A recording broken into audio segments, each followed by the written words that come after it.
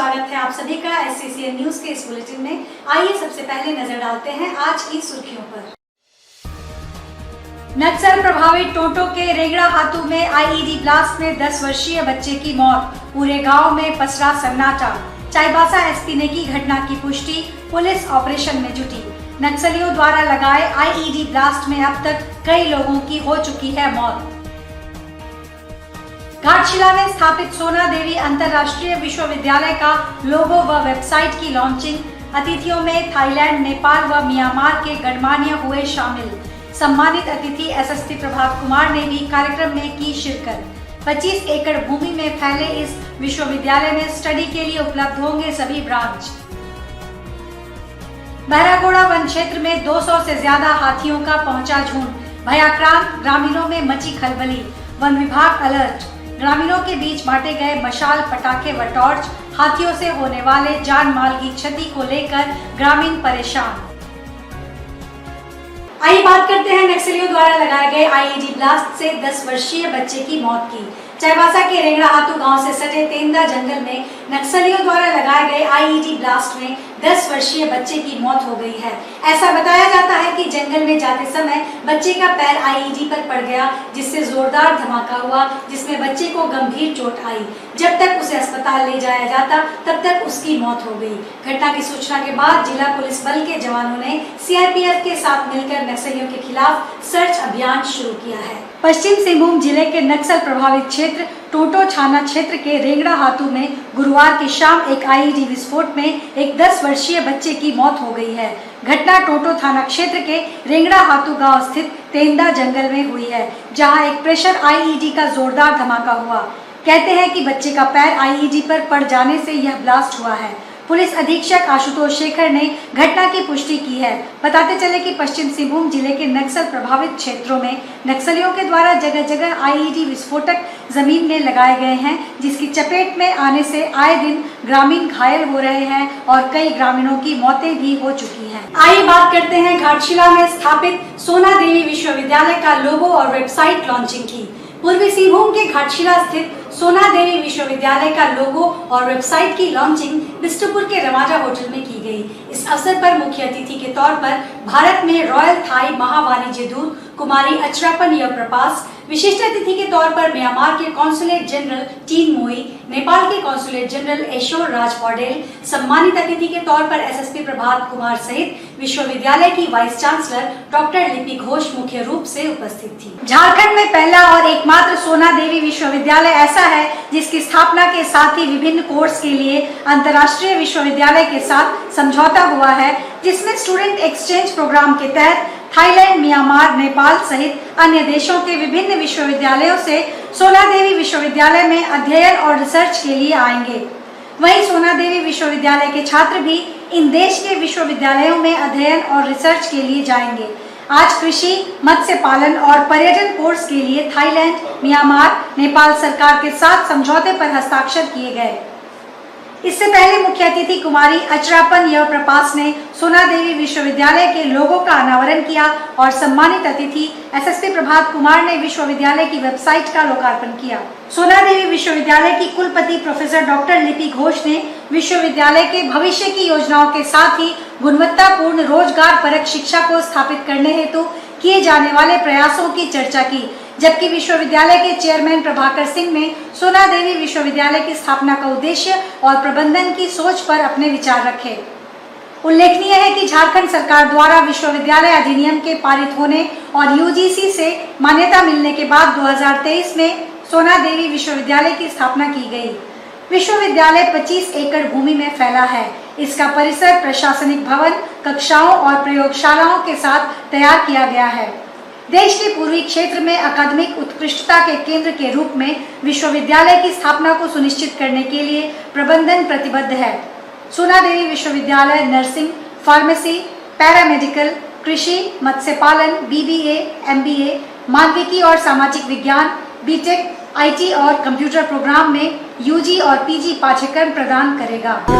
आज जो आप लोग दिखे हैं सोना देवी प्राइवेट यूनिवर्सिटी का सॉफ्ट लॉन्च प्रोग्राम हुआ, उसमें मैं उपाचार्य के रूप पे उसमें आपके सामने कुछ मेरा विज़न रखे थे। आपको शायद पता चला कि इस यूनिवर्सिटी का सबसे बड़ा दो ही विज़न है। एक है कि हम लोग इंटरनेशनल कोलैबोरेशन मतलब अंतर्जातिक संपर्क को बढ़ाएंगे और जो भी तरह से हो हमारे स्टूडेंट्स को हम लोग बाहर में भेजना है, बाहर के स्टूडेंट को यहाँ लाना है। और जैसा एसपी साहब ने बताया, मेरा भी विज़न ऐसा ही है कि हमारे यहाँ से जॉब मेकर बनेंगे, जॉब सीकर नहीं। मतलब यहाँ से जो भी निकलेगा स्टूडेंट आफ्टर पास आउट करने के बाद, उनका ऐसा ही विज़न होना चाहिए, उनका ऐसा ही कैपेसिटी रहेगा कि they will initiate job. So that is my vision, and I will definitely look for two things. One is international collaboration and one is university industry collaboration. अभी तो हम लोग आप लोग देखे हैं कि थाईलैंड से हम लोग शुरुआत किए हैं, लेकिन हमारी विचार में और कुछ है, जैसे नेपाल है, सिंगापुर के साथ करना चाहते, वियतनाम मैं सोच रही हूँ। ऐसे धीरे धीरे देखा जाए। सोना देवी विश्वविद्यालय घाटशिला का memorandum of understanding Thai government के साथ में हुआ है, जिसके तहत 3 विषयों पर वहाँ के यूनिवर्सिटीज़ के साथ सोना देवी विश्वविद्यालय के छात्रों का एक्सचेंज प्रोग्राम होगा, और वो है टूरिज़म, फिशरीज़ और एग्रीकल्चर। और हम ये उम्मीद करते हैं कि आने वाले वर्षों में हम लोगों का और भी कई अंतर्राष्ट्रीय विश्वविद्यालयों के साथ में इस तरह का MOU होगा, और हम बिलीव करते हैं कि सोना देवी विश्वविद्यालय आने वाले समय में एक बेहतर गुणवत्ता युक्त शिक्षण संस्थान के रूप में लोगों को अपनी सेवाएं दे सकेगा। सोना देवी विश्वविद्यालय का जो शैक्षणिक सत्र है वह कल से ही नामांकन की प्रक्रिया हम लोग प्रारंभ कर रहे हैं, और इसी आगामी शैक्षणिक सत्र से उसमें जितने क्लासेज हैं वो शुरू हो जाएंगे। आइए बात करते हैं बहरागोड़ा वन क्षेत्र में 200 हाथियों के विशाल झुंड के प्रवेश की। चाकुलिया के बहरागोड़ा वन क्षेत्र में 200 से ज्यादा हाथियों का झुंड पहुंच चुका है। वन विभाग की टीम लगातार हाथियों को भगाने का प्रयास कर रही है। जंगल और उसके आसपास के ग्रामीणों को वन विभाग द्वारा अलर्ट किया गया है। वन क्षेत्र पदाधिकारी दिग्विजय सिंह ने बताया कि पिछले 15 दिनों से बंगाल से सटे इलाके बहरागोड़ा चाकुलिया क्षेत्र में 200 से ज्यादा हाथियों का झुंड पहुंचा है। वन विभाग की टीम हाथियों को खदेड़ने के लिए लगातार प्रयास कर रही है। लोगों के बीच मसाल, पटाखे, टॉर्च आदि का वितरण किया गया है ताकि लोगों को किसी तरह की परेशानी ना हो और लोग एकजुट होकर हाथियों को भगा दें। रात हो या दिन लगातार हाथियों को भगाने की कोशिश वन विभाग की टीम कर रही है। दरअसल इन हाथियों से ग्रामीणों व किसानों को भारी आर्थिक नुकसान का सामना करना पड़ता है। हाथियों का झुंड एक और जहां फसलों को रौंद देता है तो वहीं घरों व बागानों को भी क्षति कर देता है। चाकुलिया क्षेत्र में काफी हाथी की संख्या देखी जा रही है, क्या कहना चाहेंगे?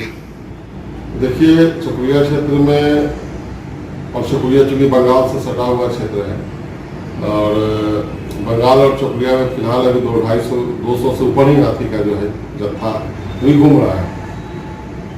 जो कभी जो है हम लोग जो है उसको सुरक्षा की दृष्टि से गांव में प्रवेश नहीं करें, जंगल ले जाते हैं तो बंगाल में चला जाता है, बंगाल के लोग ऐसा करते हैं तो आ जाता है। फिलहाल जो है ऐसा ही चल रहा है करीब विगत 15 दिनों से, और अभी भी 50-60 हाथी जो है हमारे चाकुलिया क्षेत्र में जमे हुए हैं, क्योंकि यहाँ अभी उनको धान मिल जा रहा है, महुआ मिल जा रहा है, और क्या नाम है, और भी पानी मिल जा रहा है, क्योंकि पानी की सुविधा हम लोग यहाँ फॉरेस्ट में किए हैं, उनको पानी भी मिल जा रहा है। तो ज़्यादा बंगाल की तरफ से इधर ही आ रहे हैं, और उससे स्वाभाविक है कि वहाँ के हमारे जो बंगाल की सीमा से सटे हुए जो लोगाहाड़ा, रोहनबनी, गुटकुंडी, बनकटिया, खेड़ुआ, भोलामाड़ा, भदुआ, मनुष्यमुड़िया, सरडीहा, पूर्णा पानी, ये सब क्षेत्रों में जो है हाथी बराबर जो है आ रहे जा रहे हैं। ऐसे हमारा ये जो जंगल हमारा सुनसुनिया और उसके बगल राजावास और इसका जंगल है, वहाँ निरंतर मतलब सालों हाथी रह रहे हैं, जो वहाँ उनको खाना और पानी भरपूर मात्रा में मिल जा रहा है। तो वहाँ बसे हुए तो अगल बगल निकलते हैं, फिर किसी को डिस्टर्ब नहीं करते हैं, उसी जंगल में चले जाते हैं। अचानक इतना हाथी क्यों कैसे आ गई? तो अभी बंगाल के लोग जो है ड्राइव कर रहे हैं हाथी को जितना बंगाल में उधर भीतर घुसे हुए थे, क्षेत्र में घुसे हुए थे, उनको ड्राइव करके इधर झारखंड के हाथ के लाए हैं। वही जो है हाथी जो अभी तत्काल 15 दिन से झारखंड में घुसी हुई है। इसके लिए क्या बचाव के लिए लोगों को हम लोग अलर्ट कर रहे हैं। उसको पूरा टीम बनाए हुए हैं, कुछ हम लोग बाहर से भी स्पेशल टीम मंगाए हुए हैं और निरंतर जो है गश्ती, और जहाँ जैसे पता चल रहा है कि हमें हाथी है, हम लोग वहाँ पर जो है उसको गांव की ओर नहीं जाए और जंगल में ही रहे, इसका पूर्णतः प्रयास कर रहे हैं। गांव के लोगों को भी है मोबाइल और कुछ लोग देख के बोले हम रास्ता पे उसको जला के रखिए, और जो सच है तो पटाखा जाइए, उसके नजदीक नहीं जाए, ये सब सलाह और निर्देश दे रहे हैं। और इसका परिणाम ये कि देखिए 15 दिन में मात्र गलती बस 2-3 आदमी को भागने के क्रम में घायल हुआ है, और अभी तक कुछ विशेष क्षति जो है, अब चूंकि हाथी है उतनी संख्या में आ रहा है तो स्वाभाविक है कि जो है क्या नाम है, थोड़ा सा उसका फसल की क्षति होगी। उसी आने के क्रम में जो है कहीं उसको महक होता है महुआ हुआ का धान का, तो 1-2-4 घर भी तोड़ रहे हैं, 1-2 जानवर भी उनके प्रकोप से मरा है। ये सब स्थिति है, लेकिन फिर भी हम लोग नियंत्रण में रखे हुए हैं। और कितने दिनों से जमे हुए हैं हाथी? अभी तो इधर 200 हाथी तो फिलहाल 15 दिन से ऊपर हो गया है, लोग जमे हुए हैं। आपके जो है मीडिया के कुछ कर्मी तो रात भर हमारे साथ जो है पेट्रोलिंग में भी रहे, आपने देखा भी होगा बीच में। और हमारा मतलब पूरा चकुलिया बंद के क्षेत्र में लगातार जो है हाथियों और हमारे वहाँ के लोगों के सुरक्षा कैसे हो, इसमें हम लोग नियंत्रण लगे हुए हैं। वन विभाग पूरा अपना सक्रियता के साथ ये प्रयास कर रही है कि जो हाथी को भी कोई क्षति नहीं हो और न ही हमारे झारखंड के वासियों को कोई क्षति नहीं। क्योंकि देखिए हाथी जो है इसलिए गांव की ओर आ रहा है कि स्वाभाविक है, हम इससे इनकार नहीं कर सकते हैं कि लोगों को अज्ञानता बस पूर्व में पहले जंगल की कटाई किए हैं और उनको चारा नहीं मिल पा रहा है, और पूर्ण चारा नहीं, ऐसा नहीं कह सकते हैं कि चारा नहीं है, जंगल में चारा है। और चकुलिया के जंगल में चारा इसलिए तो देखिए लगातार सालों भर हम राज्यवासा जंगल में हाथी रहे हैं, विचरण कर रहे हैं। तो उसकी तलाश में और पानी की तलाश में, जो गर्मी का दिन है, लोग कभी झारखंड में कभी बंगाल में हाथियों का आना जाना हो रहा है। वन विभाग की टीम क्या अभी भी मौजूद है क्षेत्र में? वन विभाग की टीम मौजूद है, प्लस वन विभाग जो है जमशेदपुर वन मंडल के हमारे डीएफओ मैडम के नेतृत्व में बाहर की भी विशेष टीम लाके हम लोग जो भी चकुलिया में रखे हुए हैं, जो निरंतर जो है नजर रखी हुई है हाथियों के आवागमन में। आइए बात करते हैं सुहागिनों द्वारा अखंड सौभाग्य के लिए आज मनाए जा रहे वट सावित्री व्रत की। अखंड सौभाग्य के लिए आज सुहागिनों ने वट सावित्री का व्रत रखा। जमशेदपुर समेत पूरे कोल्हान में पूरे विधि विधान से वट वृक्ष की पूजा की गई। आज के दिन सुहागिन महिलाएं निर्जला व्रत रखती हैं। ऐसी मान्यता है कि इस व्रत को विधि विधान के साथ करने से पति की उम्र लंबी होती है और दाम्पत्य जीवन सुखमय होता है। हिंदू पंचांग के अनुसार वट सावित्री व्रत ज्येष्ठ माह के कृष्ण पक्ष की अमावस्या तिथि को मनाया जाता है। इस बार अमावस्या तिथि की शुरुआत 18 मई यानी कल रात 9:42 से शुरू हुआ है और इसका समापन 19 मई आज रात 9:22 पर होगा। उदया तिथि के अनुसार वट सावित्री व्रत इस बार 19 मई यानी आज ही के दिन मनाया जा रहा है। अखंड सौभाग्य के लिए आज विवाहित महिलाओं ने वट सावित्री का व्रत रखा। मान्यता है कि इस व्रत को विधि विधान के साथ करने से पति की उम्र लंबी होती है और दाम्पत्य जीवन सुखमय होता है। वट सावित्री के दिन सुहागिन महिलाएं 16 श्रृंगार करके निर्जला उपवास रखती हैं। विधि विधान के साथ वट यानी बरगद पेड़ की पूजा करती हैं। आज के दिन बरगद पेड़ की पूजा का विशेष महत्व है। कहते हैं कि यमराज ने सावित्री के पति सत्यवान के प्राणों को वट वृक्ष के नीचे ही लौटाया था और उन्हें 100 पुत्रों का वरदान दिया था। कहते हैं उसी समय से वट सावित्री व्रत और वट वृक्ष की पूजा की परंपरा शुरू हुई। मान्यता है कि आज के दिन बरगद पेड़ की पूजा करने से यमराज देवता के साथ त्रिदेवों की भी कृपा प्राप्त होती है। ये आज वट सावित्री पूजा है और वट वृक्ष के नीचे हम लोग इसकी पूजा करते हैं। वट वृक्ष एक ऐसा वृक्ष है जो जन्म तक रहता है। इसी कारण है कि सावित्री भी अपने पति को वट वृक्ष के नीचे ही सुलाकर यमराज की पूजा करते करते उनके प्राण वापस लाने गई थी और वापस लेकर भी आई थी। इसलिए वट वृक्ष के नीचे यमराज सावित्री पूजा करते हैं ताकि हम लोग का भी सुहाग जन्म प्राप्त हो। यही है कि वट वृक्ष हो या कोई भी वृक्ष हो, किसी को भी ना काटे, वो लोग भी हम लोग छाव देते हैं, वो लोग भी जन्म तक करते हैं। लेकिन वट वृक्ष का आज के दिन खास नहीं है। वट सावित्री की पूजा पति की लंबी आयु के दीर्घ आयु के लिए करते हैं ताकि पति का लंबी आयु स्वच्छ और लाइफ अच्छी बनी रहे, इसलिए उनके कामना के लिए हम लोग वट सावित्री की पूजा करते हैं। हम लोग हर एक साल वट सावित्री पूजा करते हैं। ये पति की दीर्घायु के लिए हम लोग वट वृक्ष का पूजा करते हैं। और यहाँ सावित्री सत्यवान सावित्री माता का भी पूजा करते हैं और उनका कथा सुनते हैं। हम लोग वट सावित्री पूजा करते हैं, उसमें पति का पैर धोना चाहिए, फिर प्रसाद खिला के बेना का उसमें पूजा होता है।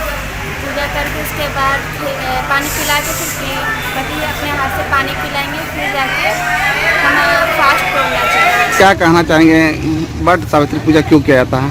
वट सावित्री बहुत वर्षों पहले सावित्री ने आज का ही दिन अपने सुहाग की रक्षा के लिए और पति की प्राण आज के ही दिन धर्मराज से लेकर के आई थी। और इसी वट वृक्ष के नीचे सत्यवान का प्राण निकला था। तो इसलिए वट वृक्ष के नीचे ही सभी सुहागन स्त्रियां अपने सुहाग की रक्षा के लिए वट सावित्री व्रत का पूजन करती है। इससे दो फायदे होते हैं, सुहाग की रक्षा होती है, दूसरा वंश की वृद्धि होती है और पुत्र की आयु की वृद्धि होती है। इसलिए सभी सुहागन स्त्रियां इस व्रत को आज के दिन ज्येष्ठ कृष्ण पक्ष के अमावस्या के दिन करती हैं। आज वट सावित्री है। आज वट सावित्री में सावित्री का और सत्यवान का कथा होता है। वट सावित्री करने से महिलाएं सौभाग्यदायक रहती है, सौभाग्यवती रहती है और हरदम धन्य ध्यान से भरपूर रहता उनके घर में। इसीलिए ही वट वृक्ष के नीचे में और मंदिर में कथा सुना जाता है और पूजा करती है। जो उपास रहती महिला लोगों ने अपनी पति की शुभकामना व्रत उसके लिए करते हैं। आज के इस बुलेटिन में बस इतना ही। हम फिर हाजिर होंगे कुछ और नई खबरों के साथ। तब तक के लिए SCCN न्यूज की पूरी टीम की ओर से मुझे दीजिए इजाजत। नमस्कार।